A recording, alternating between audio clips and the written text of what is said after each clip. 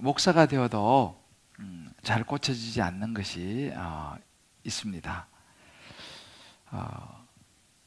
어떤 선을 지키지 못했다라고 생각되어지면 제 안에 막 이렇게 화가 납니다. 야, 이건 아니지, 이건 아니다 싶은 그런 일이 또 생기면 혼자서 막 그냥 울그락불그락 할 때가 있습니다. 야, 어떻게 그럴 수 있나 라는 그런 생각들이 올라오기 때문이죠.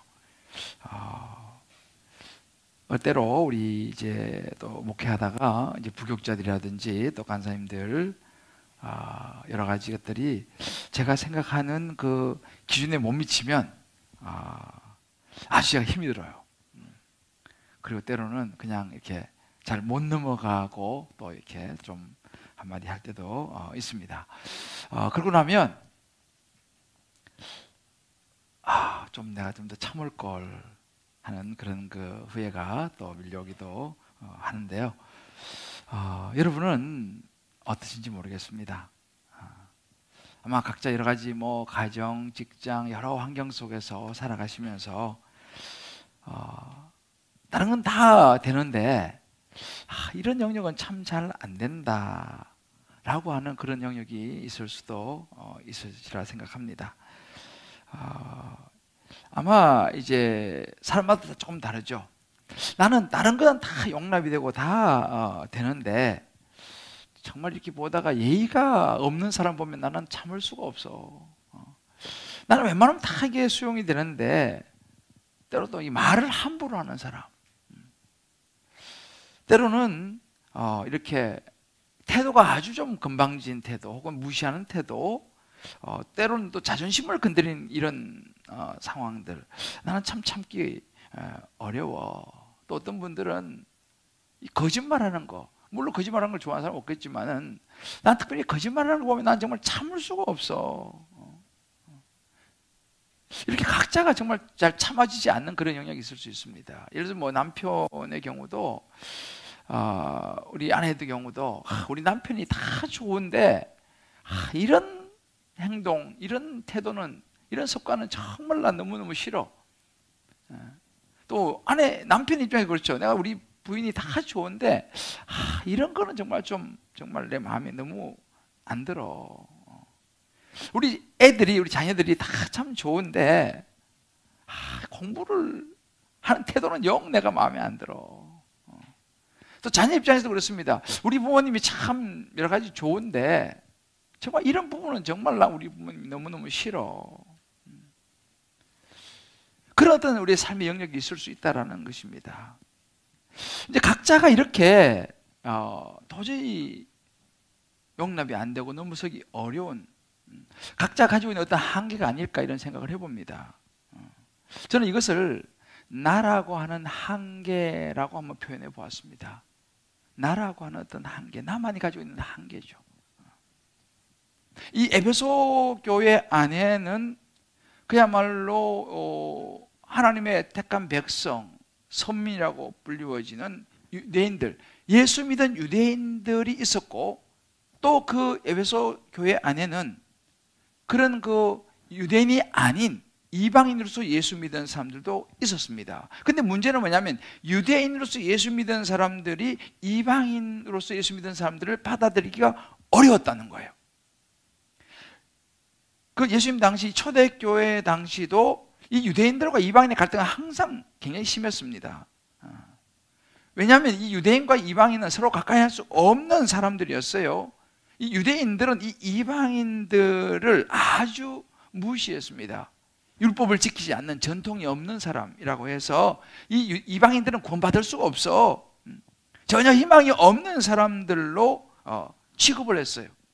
이런 그 모습들이 사실은 서신서 곳곳에 깔려 있습니다. 로마서도 마찬가지예요. 로마서도 보면 유대인과 이방인들의 그 로마 교회에 있는 사람들과의 갈등이 굉장히 주를 이루고 있는데, 이 에베소도 마찬가지 그런 부분이 있습니다. 실제로 그 당시는요, 이 이방인들은 성전을 멀리서 바라볼 수는 있었지만 그 안에 들어갈 수가 없었어요. 그래서 성전의 성벽을 쌓아가지고 그 성벽에다 일정 간격으로 경고문을 붙였습니다. 침입자는 처형한다. 이 말은 뭐냐면 이방인이 성전에 들어오다가 잡히면 죽는다라고 하는 경고를 붙인 것입니다. 이렇게 지금 유대인과 이방인들은 굉장히 큰 선을 긋고 있었어요. 그것이 그 당시의 분위기였습니다. 뿐만 아니라 이 에베소 교회 안에 성도들 간에 또 이 어떤 선이 있었냐면 서로의 차별의 문제였습니다.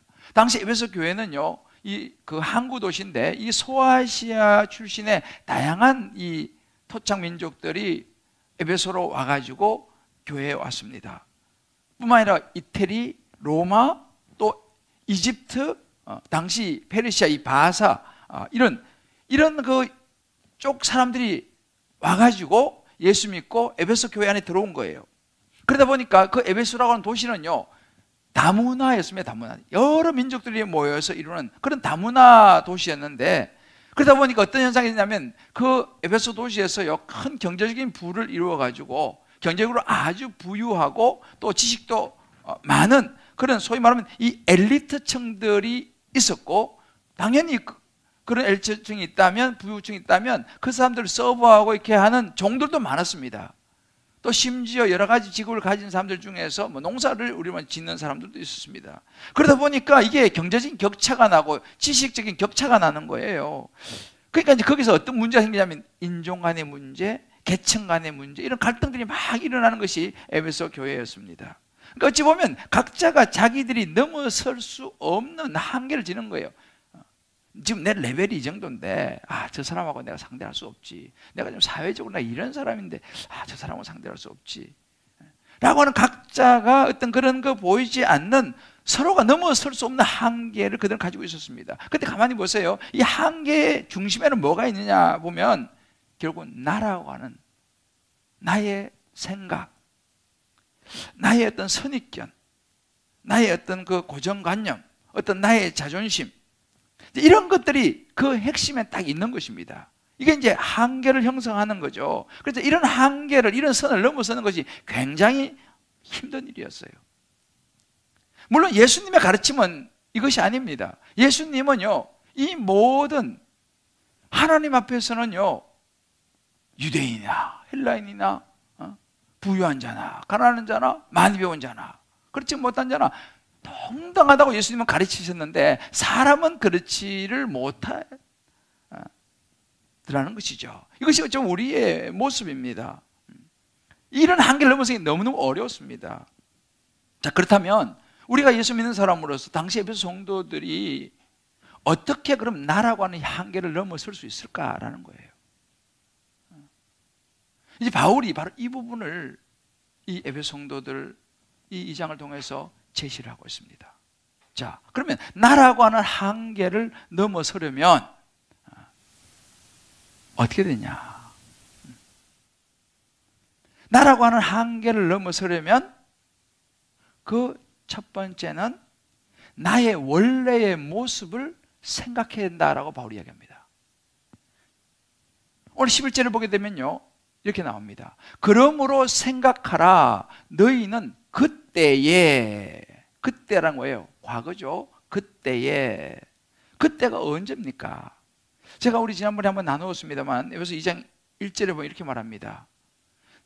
허물과 죄로 죽었던 너희를 살리셨도다.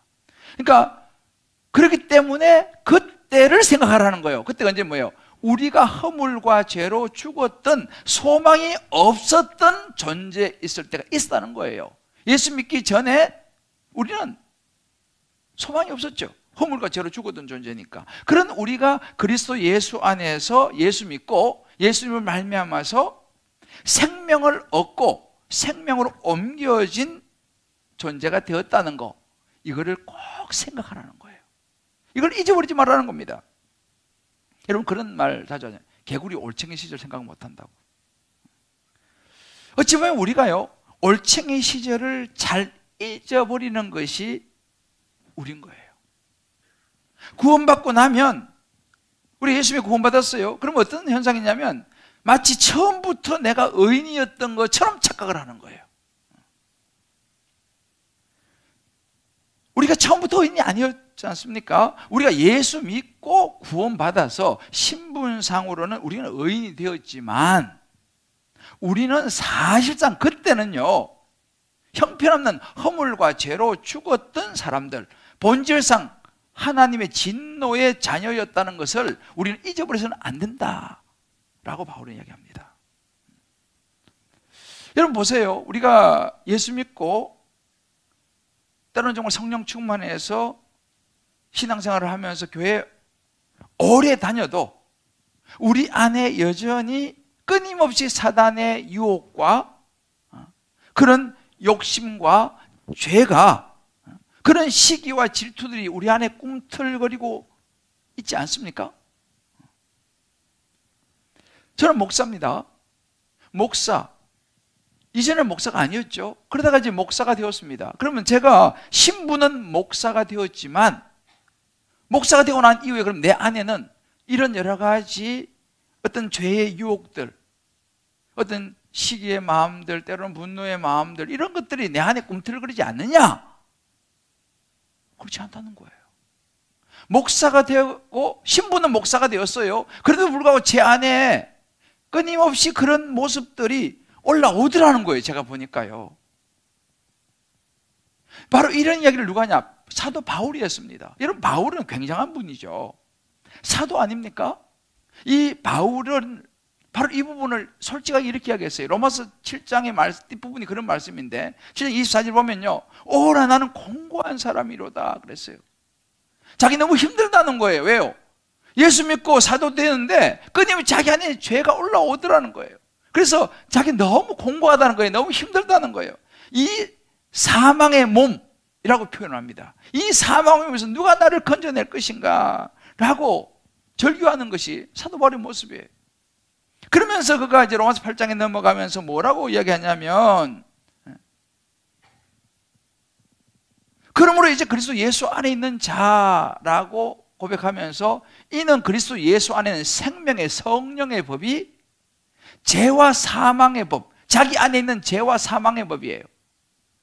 사도가 되었음에도 불구하고 끊임없이 올라오는 이 죄와 사망의 법에서 예수 그리스도를 말미암아 생명의 성령의 법이 자기를 매 순간 자유롭게 한다라고 고백합니다.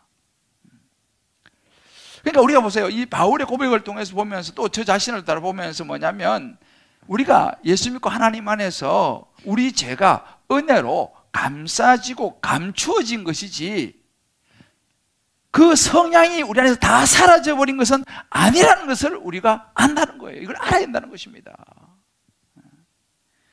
겉으로는 내가 안 보이죠. 아주 교양이 있고 아주 젠틀하고 사회적으로도 지위도 있고 겉으로는 우리의 죄가 안 보입니다. 그러나 우리는 알아야 돼요. 겉으로는 안 보이지만 우리 안에 여전히 죄가 꿈틀거리고 있다는, 죄의 성향이 있다는 것을 우리는 잊지 말아야 된다라고 바울이 이야기하는 거예요. 그러므로 생각하라는 거예요. 그런 부분이 있다는 것을요.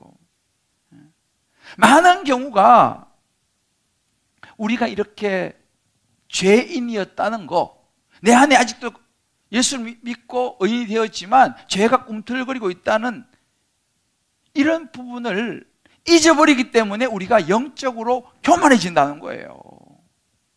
비록 우리 예수 믿고 구원 받았지만 나의 그런 원래 모습을 잊어버리게 되니까 자꾸만 다른 사람을 향하여 막 정죄하고 비난하고 나와 좀 다른 것을 가지고 막 틀렸다고 말하고, 좀 내 마음에 안 들면 아주 안 좋게 말하고 내 생각을 막 밀어붙이는 우리의 모습이 아니냐는 거예요. 특별히 성경을 많이 보았다고 말하고 신앙생활을 오래 할수록, 특별히 목사가 될수록 조심해야 되는 것이 바로 이 부분이라는 것입니다. 내 생각은 항상 옳고 나의 생각과 조금 다르면 무조건 틀렸다고 비판하면서 내 마음을 닫아버릴 수 있다는 거예요. 그러면 어떻게 됩니까? 우리의 신앙이 병들게 되는 요인이 된다는 것입니다. 그러니까 바울이 그러므로 생각하라고 외치는 거예요. 오늘 11절에서요. 우리는 잊어서는 안 된다는 거예요. 원래 우리가 죄와 허물에 죽었던 죄인이라는 것을 잊어버려서는 안 된다. 이 말이 뭐냐면 여러분, 이걸 오해하시면 안 됩니다. 어떤 과거에 매여 살아야 된다, 뭐 죄에 붙들고 죄책감에 살아야 된다, 이런 이야기가 아닙니다. 우리는 그 죄에서 해방된 사람이에요. 그렇지만 내가 그런 모습이었다는 거, 여전히 그런 부분들이 내 안에도 아직 성향이 남아있다는 것을 우리가 인정하고 늘 조심을 해야 된다 라고 하는 이야기예요.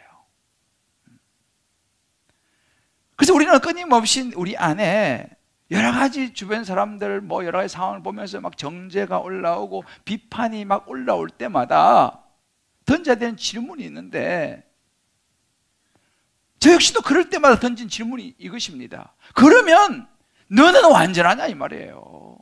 그렇게 비판하고 비난하고 막 정죄하는 너는 완전하냐? 그럼 나는 그럼 완전하냐?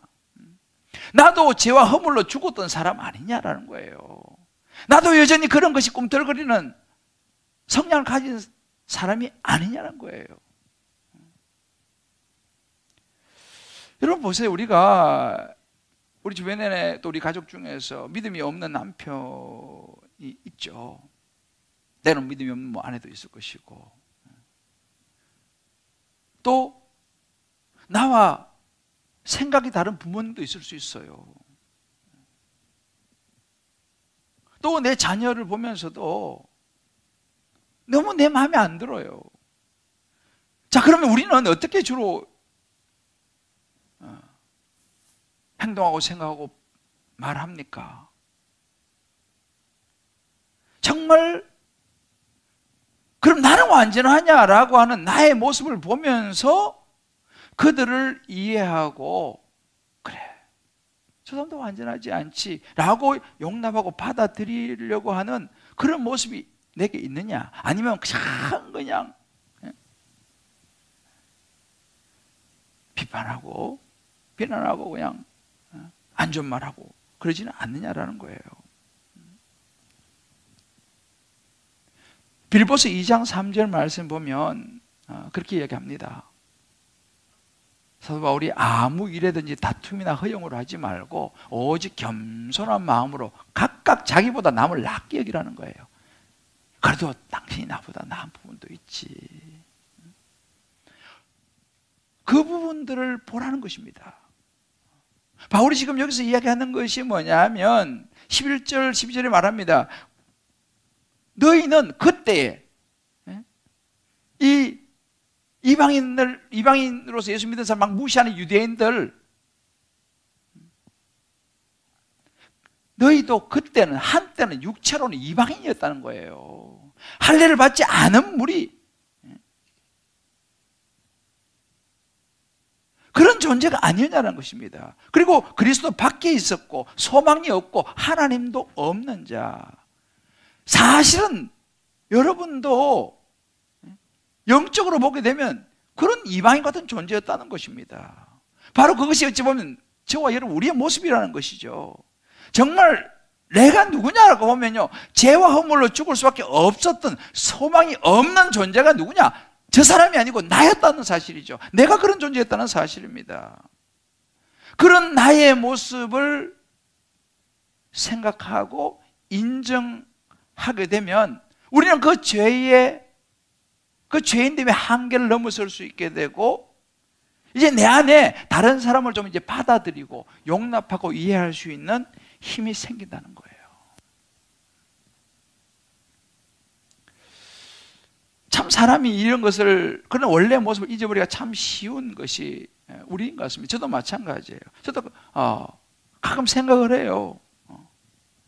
요즘도 이렇게 살면서 제가 가끔씩 말하기도 하지만 제가 얼마나 촌놈이었냐. 지금 제가 여기 이 강남에 와서 이 송파에 살고 있지만 사실은 제가 엄청 촌놈이거든요. 저희 집사람이 우리 집에 인사로 왔어요. 그 시골에 이제 결혼 이제 소개시켜주러 인사로 왔는데 화장실에 갔다가 막 기겁을 해서 도망갔어요. 나무 2개 놓여 있는 그런 화장실이었거든요. 기겁을 하고 왔어요. 그런 놈이었다는 걸 제가 잊어버리면 안 되죠. 지금 제가 여기서 그냥 이렇게 좀 목사가 되고 막 이렇게 해가지고 하는데 사실은 그때 생각하면 제가 교만할 수가 없는 거죠. 저희는 어릴 때 집이 없어가지고 남의 집에 얹혀 살고 막 그랬거든요. 그때 생각하면 지금은 뭐 대궐에 사는 것이죠.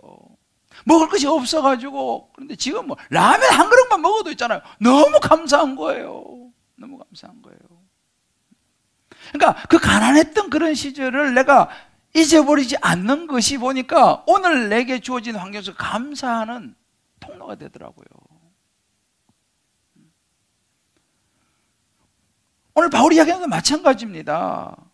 너가 예수 믿고, 너도 죄인이었는데 너도 예수 믿고 하나님의 자녀가 된, 너가 처음 주님을 만났을 그때 너를 살려주신 그 주님, 너의 원래 허물과 죄로 죽었던 너의 모습을 잊어버리지 않는 것이 너가 넘기 어려운 한계를 넘어설 수 있는 첫걸음이다, 이렇게 말하는 거예요. 너가 관계의 문제, 내면에 여러 가지 용납되지 않은 것을 용납할 수 있는 첫걸음이 된다는 거예요. 각자 한번 적용해 보세요. 나는 다른 사람 혹은 납득이 안 되는 상황 속에서 스스로 한계를 느낀 적이 있느냐? 왜 내가 이렇게 막 그냥 자꾸만 화가 나고 용납이 안 되느냐? 내가 그러면 살아오면서 정말 내 자신이 부족하고 내가 하나님 앞에서 허물과 죄로 죽었던 형편없는 죄인이라는 걸 진지하게 한번 내 자신을 생각해 본 적이 있는가? 그런 질문을 한번 던져보시기 바라요. 말씀 노트를 가져가셔서 꼭 여러분 다락방에서 이런 부분을 꼭 한번 나눠보시기를 바랍니다. 아니 혼자라도 이 말씀 노트 꼭 가져가셔가지고요, 여기 제가 자세하게 써놨거든요. 꼭 한번 생각해 보시길 바라요. 두 번째로 나라는 한계를 넘어서기 위해서 바울이 말하는 것은 십자가의 은혜와 소망을 바라봐야 한다 라고 말합니다. 지금 우리의 가장 큰 문제는 뭐냐면요, 주제 파악이 안 되는 거예요. 어떤 주제요? 내가 어떤 존재냐, 이것을 생각을 못 한다는 것입니다. 그래서 바울은 말하는 거예요. 내가 죄인인 것을 알면은, 그걸 생각하면 그 죄는 뭐예요? 죄로 해서 우리는 죽음이라고 하는 한계에 부딪혔던 사람 아닙니까? 그런데 예수님께서 우리의 그 죄인됨을, 그 죄인됨을 해서 하나님과 우리가 벽이 생겼어요. 막힌 담이 생겼습니다. 그 막힌 담을 헐어내버릴 수 있는 통로가 예수님이라는 거, 그걸 생각하게 된다는 것입니다. 그러면 어떻게 되냐? 구원의 시작이 된다라고 바울이 이야기하는 거예요. 우리는 죄 때문에요, 하나님과 우리 사이에 담이 딱 쳐졌어요. 그래서 많은 사람은 그 담을 허물기 위해서 뭐라고 말합니까? 선행을 이야기하죠. 어떤 철학을 이야기하죠. 이론과 지식을 이야기합니다. 뭐 어떤 사람 애국심을 이야기하기도 하는데 그거 가지고 안 된다는 거예요. 그거 가지고 죄 때문에 하나님과 우리 사이에 막힌 담을 허물 수 없다 이 말입니다. 그러면 어떻게 해야 됩니까? 오늘 14절에 그런 이야기를 하는 거예요. 그는 우리의 화평이시냐. 그건 누굽니까? 예수님이죠. 둘로 하나를 만드사 원수된 거고 중간에 막힌 담, 우린 죄를 지어가지고 하나님과 우리가 담이 막혀버렸어요. 이 막힌 담을 예수님께서 이 땅에 오셔가지고 그 죄를 다 짊으시고 십자가에 대신 죽으셨어요. 그래서 육체의 죽음으로 인해서 죄값을 갚음으로 그 막힌 담을 헐어버리셨다라고 성경이 말합니다. 그러니까 우리가 하나님과 우리 사이에 이 죄로 인해서 막힌 담을 허물 수 있는 것은요, 다른 어떤 것도 없다는 거예요. 우리가 십자가에 죽으시고 부활하신 예수님이 하나님과 우리 사이의 담을 헐어버릴 수 있다, 할렐루야 라고 말씀하십니다. 그래서 우리를 하나님과 우리가 화목하게 만드셨다는 거예요. 그래서 이 사실을 우리가 깨닫게 되면요, 어떤 현상이 벌어지느냐, 우리도 이제 예수 믿고, 맞아, 예수님이 하나님과 우리 사이에 막힌 담을 육체로 헐어버리셨지, 이 사실을 깨닫게 되면 우리에게도 어떤 현상이 생기느냐 하면, 그래 맞아, 예수님도 나를 위해서 이렇게 죽으심으로 하나님과의 담을 하셨는데 나도 다른 사람들과의 사이에 살아가면서 생기는 여러 가지 담을 나도 헐어야지, 예수님의 십자가의 은혜를 생각하면서 나도 헐어야지 라고 생각할 수 있다는 것입니다. 이걸 깨달을 때에 사람들과의 관계가 회복이 된다는 거예요. 나하고 좀 다른 사람도 받아들여지게 된다는 것입니다. 차별이 줄어든다는 거예요. 도저히 내가 이 영역은 이런 사람 받아들일 수 없다는 것이 허물어지기 시작한다라고 바울이 이야기합니다. 그러니까 유대인들이 도저히 이방인들을 받아들일 수 없는 그 적대감이 있는데, 그것을 무너뜨릴 수 있는 길이 뭐냐? 그들과 화목하게 할 수 있는 길이 뭐냐? 자기들도 죄와 허물로 죽었던 사람들이라는 것을 기억을 하고, 자기를 위해서 대신 죽으신 예수님의 십자가의 은혜를 생각할 때에 그것이 가능해지더라는 거예요. 우리가 살아가면서 이런저런 담이 생깁니다. 뭐 부부 사이에 담도 생기고, 친구 사이에 담도 생기고, 뭐 직장에서 여러 동료와의 담도 생기고, 이런저런 뭐 여러 가지 살아가면서 많이 담이 생기죠. 근데 하나님의 계획은 뭐냐면요, 하나님의 구원의 계획은 뭐냐, 그 담을 헐어버리는 거예요. 화목해 하는 것입니다. 여러분, 많은 종교들이요, 실제로 어떤 문제가 있냐면, 이 인도의 힌두교 같은 경우는요, 카스트 제도예요. 그 계층을 넘어서지를 못해요. 그 사람들은요. 무슬림은요, 남자 여자 구분이 확실합니다. 예를 들어서 몰몬교 같은 경우는요, 흑인이 몰몬교 예배드리는 예배당에 들어가지를 못해요. 실제로 많은 종교에 이런저런 차별이 많습니다. 그런데 기독교는 그거 없애야 한다는 거예요. 남녀노소 빈부귀천, 뭐 어떤 흑인종, 뭐 백인종, 뭐 황인종, 예수님 십자가 앞에서 다 동등하다는 거예요. 그런 거 없다는 것입니다. 근데 목사님, 실제로 그런 게 아직 존재하는데요. 많은데 교회 안에요? 그렇습니다. 교회 안에 그런 부분들이 여전히 존재해요. 근데 여러분 분명히 아셔야 되는 게 뭐냐면, 그것은 예수님의 가르침이 아니에요. 기독교의 정신이 아닙니다. 예수님은 그렇게 우리가 말씀하지 않았어요. 오늘도 말씀하잖아요. 예수님 스스로가 십자가의 죽으심으로 모든 차별, 모든 한계를 깨뜨려 버리셨어요. 그런데 우리는 그렇게 안 하잖아요.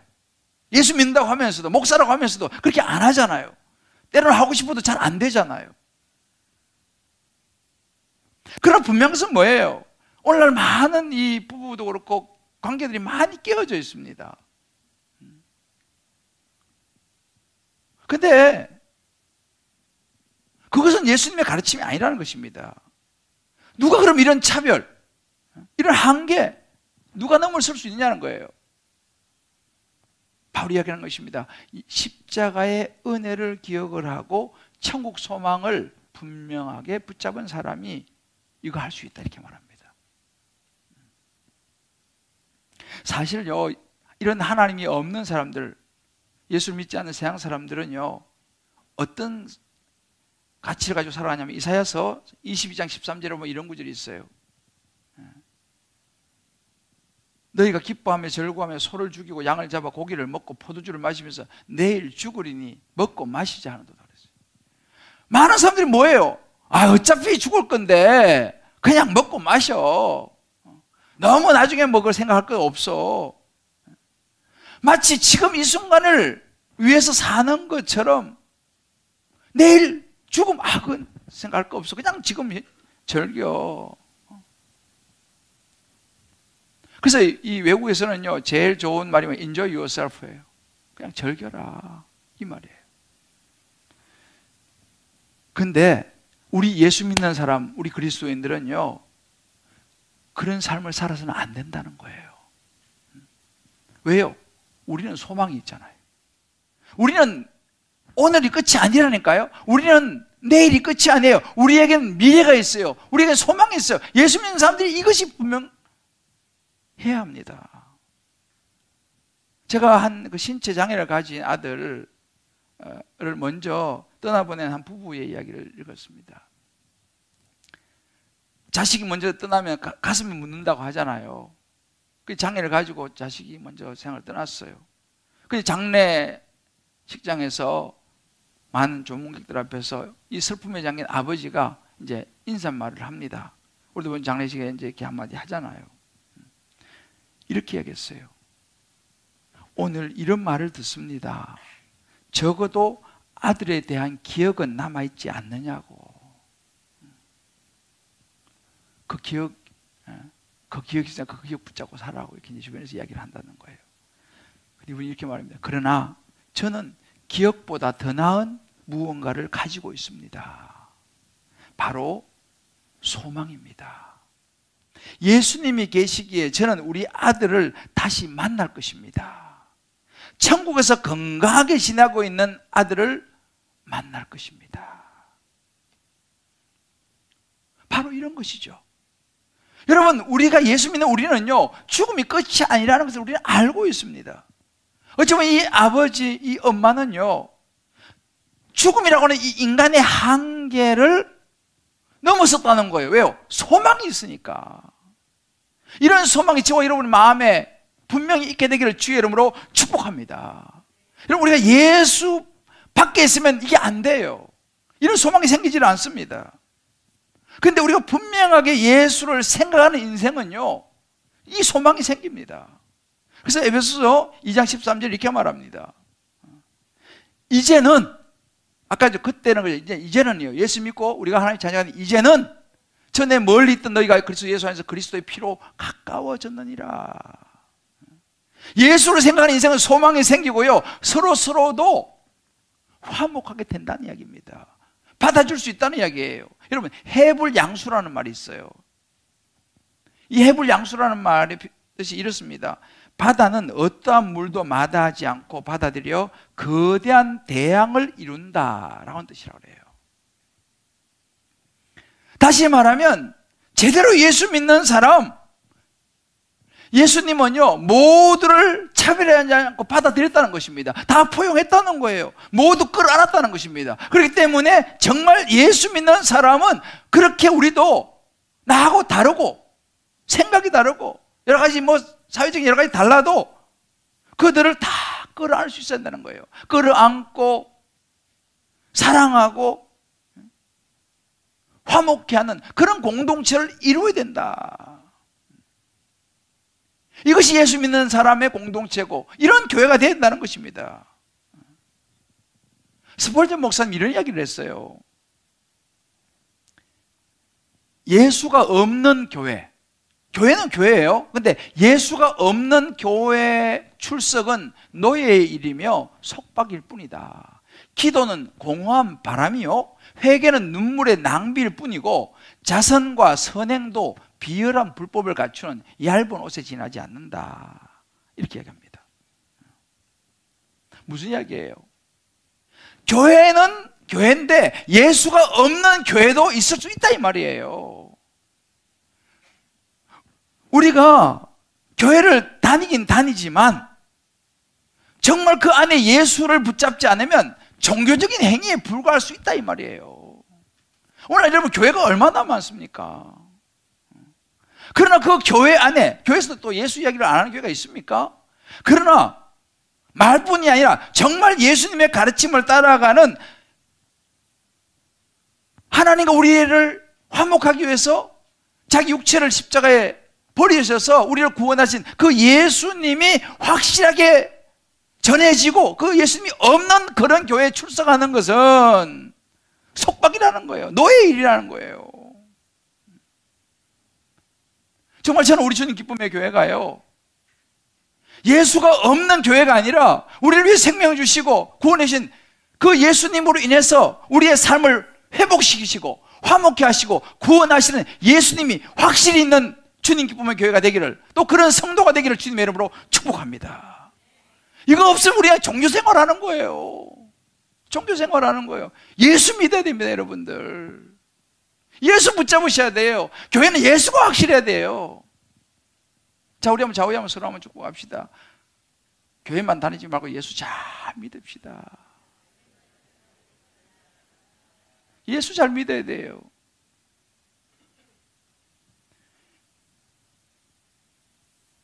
바울에게 말합니다. 하나님은요, 우리가 이렇게 예수를 잘 믿고 하나님과 화목되는 것에 그치지 말고 고린도서 5장 18절 보면 이렇게 말해요. 우리에게 화목하게 하는 직분을 주었다 그랬어요. 그가 그리스도로 말하면 우리를 하나님과 화목케 하는 것에 그친 게 아니고, 그랬으면 이제는 우리에게 다른 사람들에게 가서 그들도 하나님과 화목시켜주는 그런 직분을 주었다라고 얘기합니다. 저와 여러분 화목히 해야 되는 역할을 받았습니다. 이 화목이라는 에이레네라는 말인데 관계의 의미가 있어요. 관계 회복, 화평을 심는 자, 이런 의미가 있습니다. 한번 우리가 적용해 볼 필요가 있어요. 정말 나는 진짜 예수 믿고 하나님의 자녀가 되었는가? 그렇다면 내가 그 예수 믿고 나도 용서받은 자라고 하는 것을 깨닫고 있는가? 그렇다면 정말 나는 내 삶 속에서 어렵지만 내 한계를 넘어서 다른 사람을 용서하고 용납하고 받아들여주는 그런 예수 믿는 사람의 삶을 살아가고 있는가? 우리 한번 우리 자신들을 돌아볼 필요가 있습니다. 어려운 부분이지만 여러분들 한번 다락방에서 이 부분 꼭 나누시고, 그런 대상이 있다면요 정말 한번 이 말씀을 적용해 보시길 바라요. 결단해 보시길 바랍니다. 사랑하는 성도 여러분, 나라고 하는 이 테두리, 고정관념, 용납하지 못하는 이 마음, 내 안에 있지 않은가 한번 돌아볼 필요가 있습니다. 유대인처럼 이방인을 용납하지 못하는 그런 마음, 에베소 교회 성도들 사이에 서로 차별이 있는 그런 모습은 내게 없느냐? 바울이 지금 말해주는 그때에 죄로 해서 죽을 수밖에 없는 나의 모습을 내가 생각하고, 이제는 하나님의 은혜로 구원받은 천국의 소망을 가진 사람이 내가 될 뿐만 아니라 그 소망을 붙잡고 사람들을 용납해주고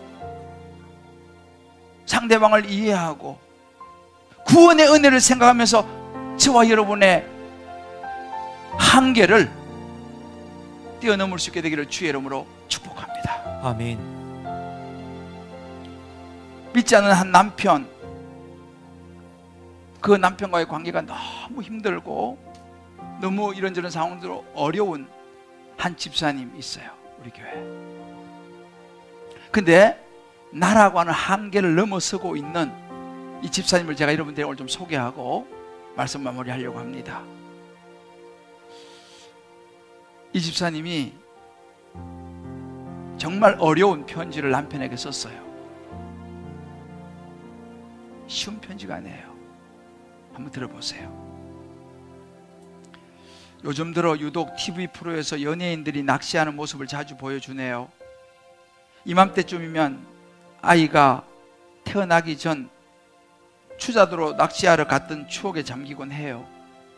갯바위 낚시를 하며 추위를 견디기 위해 먹었던 컵라면은 지금도 잊을 수 없을 만큼 맛있었던 것 같아요.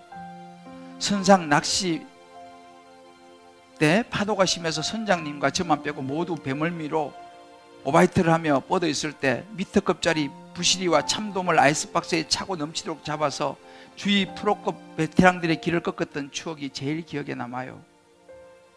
여행과 낚시를 다니며 좋았던 많은 추억들이 이제는 까마득히 먼 옛 추억이 되었다는 생각에 왠지 서글퍼지네요. 아이가 없던 탓에 그만큼 추억도 많았는데, 당신이 사업 실패하면서 돈 문제로 서로의 마음에 상처를 주고 이렇게 관계가 멀어진 것 같아 마음이 아파요.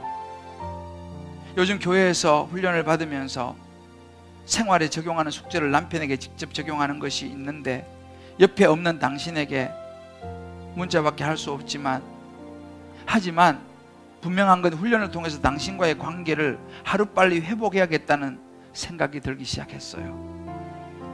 막연하게 어떻게 해야 할지 몰랐는데 그냥 일상을 공유하는 카톡을 보내면서 닫혔던 제 마음의 문이 자연히 열린 것 같기도 해요. 당신이 저와 아이들에게 잘못한 부분만을 생각하며 섭섭해하고 이해 못했었는데, 저희 훈련 양육장님의 말 한마디가 당신과 어색해진 관계를 푸는 계기가 된 것 같아요. 집사님은 남편에게 잘못한 부분이 없나요? 라는 질문이었어요. 사업 실패 후 너무나 힘들었을 당신을 비난만 하고 옳고 그름을 따지며 막말까지 했던 저를 용서해 주세요. 이 말하기가 이렇게도 어려웠을까요? 저에겐 당신이 사업 실패한 것보다 어쩜 배신감이 저를 더 힘들게 했던 것 같아요. 그것 때문에 지금까지 용서하지 못했던 것 같기도 하고요. 훈련을 받으며 저 또한 죄인이고 누구든지 하나님 앞에서는 죄인일 수밖에 없음을 보게 하시네요. 지금은 비록 코로나 상황과 사업 때문에 외국에서 있을 수밖에 없지만 아이들에게 아빠와 함께 추억을 쌓을 시간이 없다는 것에 마음이 조급해져요. 아이들이 아빠의 빈자리가 익숙해져서 필요성을 못 느낀다면 더 슬플 것 같아요. 계속 당신의 사업과 우리 가족이 함께할 그날을 위해 기도하고 있어요. 일할 때 잘 안 먹는데 먹는 것 잘 챙겨 먹고 또 연락할게요.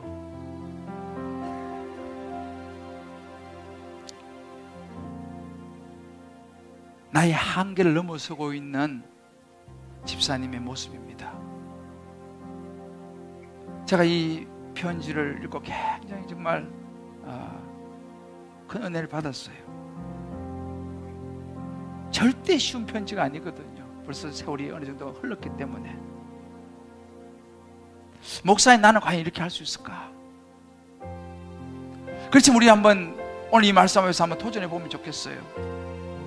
여러분도 그런 사람이 생각나면 편지나 혹은 문자나 하여튼 여러분이 할 수 있는 것으로 한번 화목을 시도해 보면 좋겠습니다. 우리가 이 말씀 붙들고 나의 한계를 한번 넘어서 봅시다. 할렐루야. 아멘.